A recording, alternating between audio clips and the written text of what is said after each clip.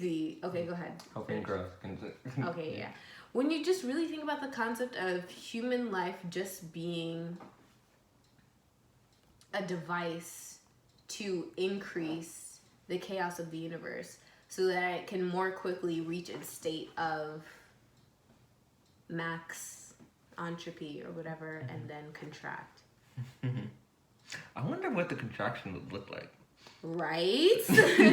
Would you see everything just like It would definitely down be to each other? slower. I don't think it would be. We are probably contracting right now. I know. I mean, physicists are saying we're still currently in the expansion, but I don't think it will be distinguishable because Really? the expansion's not distinguishable from from a human perspective. But what about when it's right about to squinch down to its very last moment? That moment of recession?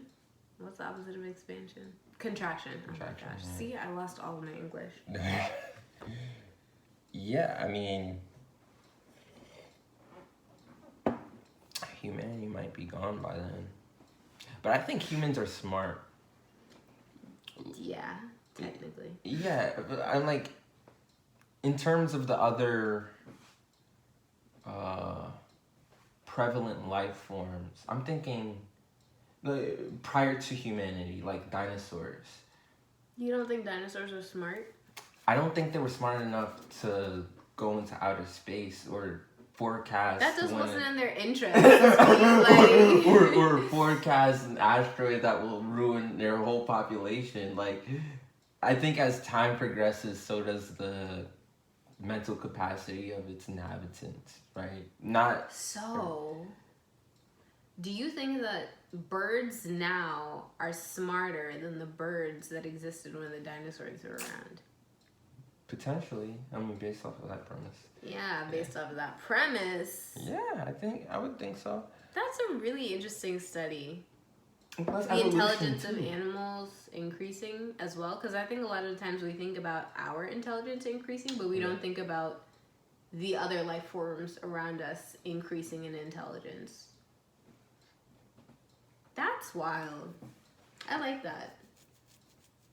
Yeah, and from like an evolutionary perspective, I think that like some form of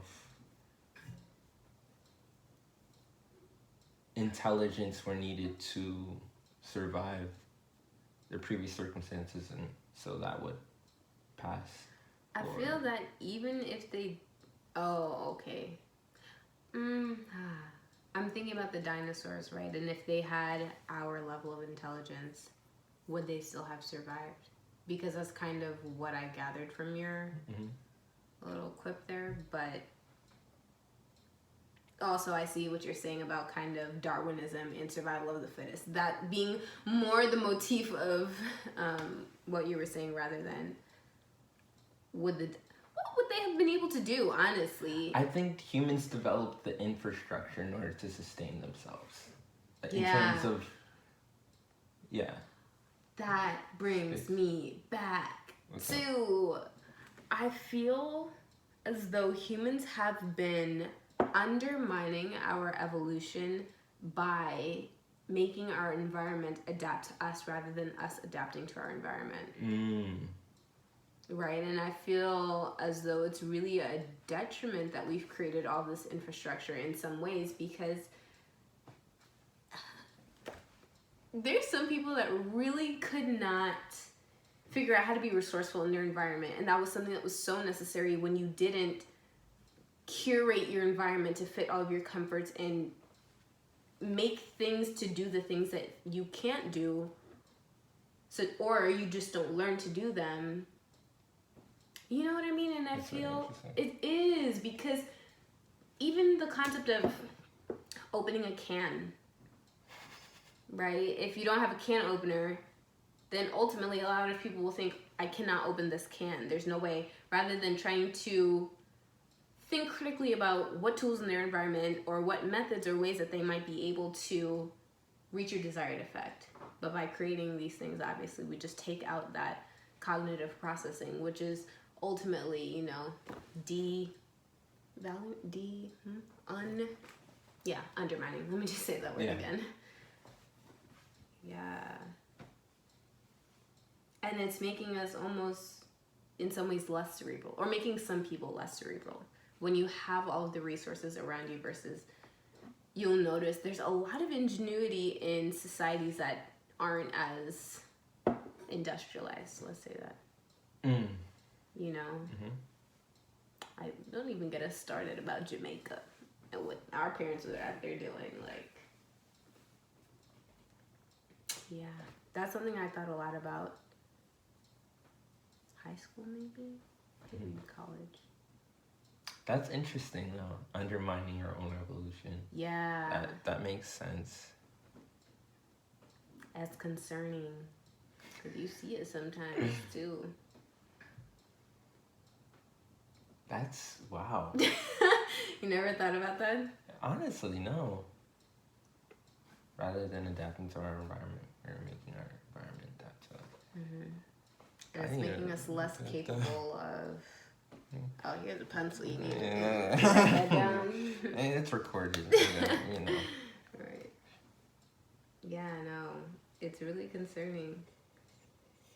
Because, you know, because we've created all of these false securities, we're looking at those as a signifier of our intelligence. What do you mean? Looking at all the buildings and things that we've created, all the infrastructure, we're using that as a signifier of our intelligence. Which I'm not saying they're not, but because the entirety of the society is not the one, because everyone in the society is not responsible for creating these things, you have a select few people that are actually really intelligent, and then the rest are just kind of loafing around in the intelligence and claiming it as our own. We're literally just free loafing off of the intelligence of others. You know, and saying, wow, we're so smart because we oops, got so excited. Because we went to the moon and stuff. So we're saying, oh, yeah, we're so smart because we went to the moon. I didn't go to the moon. I didn't write one math problem on that space thing, you know? So why am I claiming that as my own success? I think about it in terms of capacity. Though I am flirting with the whole notion. No, I do believe that people were born with different capacities. But also the dissonance in achievement could be attributed to self-perception, which is also a direct result of experience.